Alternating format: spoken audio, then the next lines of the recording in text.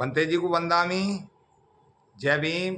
हमारे साथ बंते जी डॉक्टर करुणाकरण जी हैं, सम्मान एक अधिकार को टाइम दे रहे हैं। इससे खुशी की बात नहीं है कि सम्मान एक अधिकार को टाइम दे। बंते जी स्वागत है आपका सम्मान एक अधिकार में। धन्यवाद। बंते जी, आज महाबोधि आंदोलन चल रहा पूरे देश के अंदर। आप हमारे दिल्ली एनसीआर के क्रांति हैं, आपको परिचय की मुझे कुछ ज़्यादा जरूरत नहीं है कहने की। तो इस आंदोलन को तेज क्यों नहीं करा जा रहा और इसमें क्या उपासकों के लिए संदेश है? देखिए, महाबोधि महाविहार का आंदोलन जी सबसे पहले 1893 में जी अनागार के धर्मपाल श्रीलंका के जी भंते जी ने शुरू किया था। जी उसके बाद 1992 में जी भदंत करुणाकर और सुरेश ससाई ने शुरू किया था। जी 24 वर्ष बाद आज फिर आंदोलन चल रहा है। जी लेकिन आंदोलन अभी दिग्भ्रमित है। जी आंदोलन जितनी मजबूती से चलना चाहिए उतनी मजबूती से नहीं चल रहा है। जी ये आंदोलन जो चल रहा है किसी व्यक्ति की वजह से नहीं, जी ये आंदोलन भगवान बुद्ध और बाबा साहब अम्बेडकर में आस्था रखने वाले करोड़ों लोग जी की वजह से वो बुद्ध गया धरने पर आते हैं, महाबोधि महाविहार को मुक्त करने की आवाज उठाते हैं। और एक संस्था नहीं, सारे देश की संस्थाएं उस आंदोलन में शामिल हो रही हैं। जी लेकिन ये आंदोलन जब तक सक्सेस नहीं हो सकता तब तक ऑल इंडिया भिक्षु संघ, ऑल इंडिया महाभिक्षु संघ, महाराष्ट्र भिक्षु संघ, अरुणाचल असम भिक्षु संघ, बंगाल भिक्षु संघ, लेह लद्दाख की यंग बुद्धिस्ट सोसाइटी और समता सैनिक दल, जी भीम आर्मी, जी तमाम जितने भी बहुजन समाज के संगठन हैं जी उसको इसके लिए एक हो जाना चाहिए। राष्ट्रीय पार्टी बहुजन समाज पार्टी छोड़ दिया आपने? लेकिन हम किसी पार्टी की बात नहीं करते, जी वहां किसी राजनीतिक पार्टी की बात नहीं है, जी वहां पर बहुजन समाज की बात है। बहुजन समाज के लोग किसी भी पार्टी में हो सकते हैं, किसी भी समाज में हो सकते हैं, किसी भी वर्ग में हो सकते हैं। हम बहुजन समाज को किसी पार्टी से नहीं आंकते। हम चाहते हैं जितने भी लोग हैं, चाहे वो बैकवर्ड के लोग हों, चाहे अनुसूचित जाति के लोग हों, ये हमारे न्याय के लिए और बौद्धों की अस्मिता के लिए और महाबोधि महाविहार को मुक्त कराने के लिए देश के सभी लोगों को आगे आना चाहिए। जी ये जो आंदोलन हो रहा है बंते जी, वो किस बात पे है ये बताया जाए, लोगों को ये भ्रमित है। ये आंदोलन इस बात पर हो रहा है, 1949 एक्ट है जी जिसका मतलब है 4 हिंदू और 4 बुद्धिस्ट जी और 1 डीएम वो भी हिंदू, जी एक मिलकर ये 5 हो जाते हैं। लेकिन हम चाहते हैं कि पूरा का पूरा वर्चस्व, पूरा का पूरा महाबोधि महाविहार बौद्धों के हाथ में आना चाहिए। वो क्यों? कि मस्जिद में मैनेजमेंट मुसलमानों का होता है, हाँ जी, चर्च में मैनेजमेंट ईसाइयों का होता है, जी गुरुद्वारे में मैनेजमेंट सिखों का होता है, जी हिंदू मंदिर में मैनेजमेंट ब्राह्मण का होता जैसे अयोध्या है राम जन्मभूमि, हाँ जी, किशन जन्मभूमि, तिरुपति, बालाजी, इन सब में हिंदुओं का मैनेजमेंट है। जी लेकिन हमारे महाबोधि महाविहार में हमारा पूरा का पूरा मैनेजमेंट नहीं है। उसमें 5 हिंदू क्यों? जी जब इनको हमारे बुद्ध विहारों में आने की जरूरत होती है, कब्जा करने की जरूरत होती है, तो ये बुद्ध को विष्णु का अवतार बता देते हैं। बुद्ध किसी के अवतार नहीं है, बुद्ध ईश्वर नहीं है, आत्मा नहीं है, परमात्मा नहीं है। बौद्ध धर्म में किसी देव देवता की ये जगह नहीं है। बौद्ध धर्म की विचारधारा एक वैज्ञानिक विचारधारा पर आधारित है। बौद्ध धर्म की विचारधारा जातिवाद से परे है। बौद्ध धर्म में वर्ण व्यवस्था नहीं है, छुआछूत नहीं है, ऊंच नीच नहीं है, वर्ण भेद नहीं है। जी जी। लेकिन अन्य धर्मों में सब कुछ है। ये बौद्ध विहारों को पूरे देश में जितने भी बुद्ध विहार हैं, जितने भी बड़े बड़े मंदिर हैं, उन बुद्ध विहारों का इन्होंने हिंदूकरण कर दिया और बुद्ध की मूर्तियों को कपड़े पहनाकर और उनका श्रृंगार करके कहीं उनको सरस्वती बना दिया, तो कहीं उनको शिव बना दिया, कहीं उनको शंकर बना दिया, कहीं उनको देवी बना दिया, कहीं उनको माता बना दिया। आज भी बुद्ध गया के मेन गेट में घुसकर अंदर जाना, जब उनको पूछते हैं तो वहां बैठा हुआ पंडा, वहां बैठा हुआ ब्राह्मण पुजारी कहता है, वो 5 मूर्तियों को बताता है ये 5 पांडव थे। पांडव बुद्ध विहार में पांडव क्या करने गए थे? बुद्ध विहार में पांडव कहां से आ गए? आर्कोलॉजिकल सर्वे ऑफ इंडिया ने, कनिंगम ने खुदाई करके बताया कि ये कोई हिंदू मंदिर नहीं है, ये किसी देवी देवता का मंदिर नहीं है, ये महाबोधि महाविहार है, जहां बुद्ध ने बुद्धत्व प्राप्त किया था, जहां बुद्ध ने ज्ञान प्राप्त किया था, जहां बुद्ध ने अपने ज्ञान से सारी दुनिया को जगाने का कार्य किया था। लेकिन ये मोदी जी जाते हैं कि मैं बौद्ध देश से आया हूं, सर पर भगवान बुद्ध की मूर्ति रखकर जाएंगे। जापान में कहेंगे मुझे बुद्ध विहार दिखाओ, मलेशिया मंगोलिया में कहेंगे मुझे बुद्ध विहार दिखाओ, ताइवान थाईलैंड में सिंगापुर में जाके कहेंगे बुद्ध विहार दिखाओ।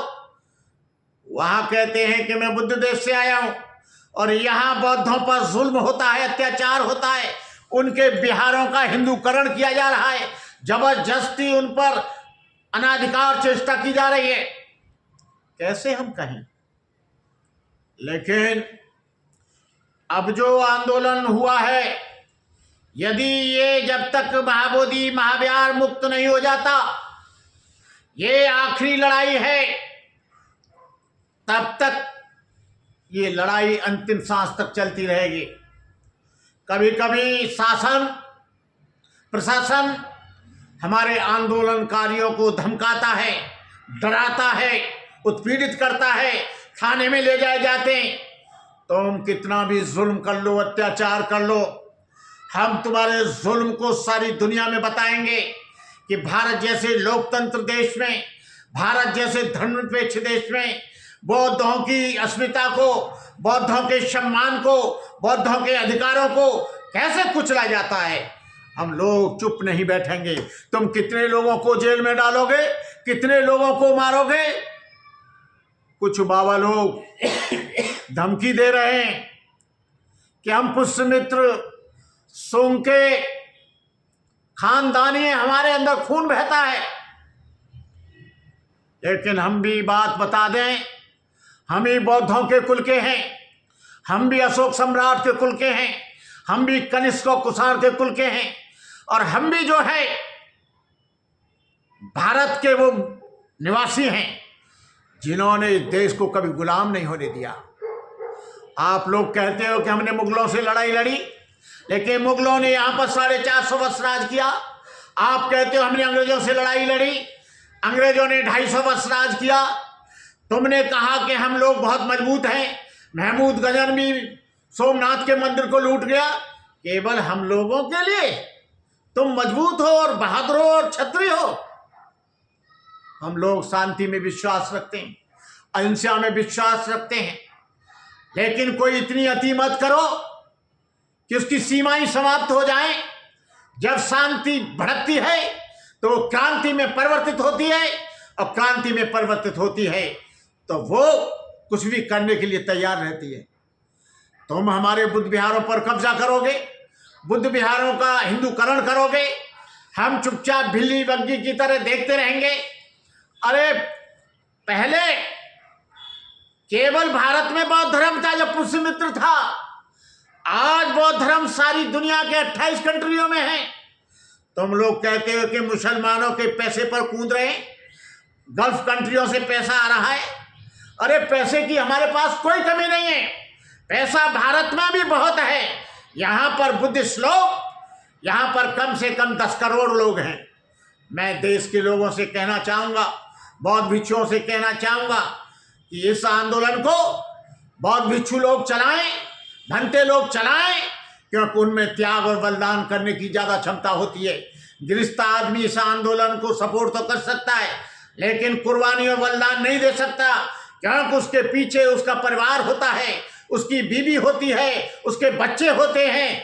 मैं कहना चाहूँगा परम आदरणीय भिक्षु संघ से, और मैं महाभिक्षु संघ और अखिल भारतीय भिक्षु संघ से, मैं देश के तमाम संगठनों से अपील करता हूं कि आओ और महाबोधि महाविहार को मुक्त कराने के लिए कदम से कदम भिड़ाकर आप लोग 12 मई को 2025 को बुद्ध गया की पवित्र धरती पर हम आपको आमंत्रित करते हैं, और इस आमंत्रण को आप हृदय से स्वीकार करें और बुद्ध की पवित्र धरती को और बुद्ध गया के महाबोधि महाविहार को मुक्त कराने का संकल्प लें। मैं इन्हीं शब्दों के साथ आप सब लोगों से निवेदन करता हूं, आओ बुद्ध गया, चलो कदम से कदम मिलाकर और देश की धरती को, बुद्ध गया को पूरा का पूरा पार दो। जय भीम, नमो बुद्धाय। बनते जी, चलते चलते एक सवाल,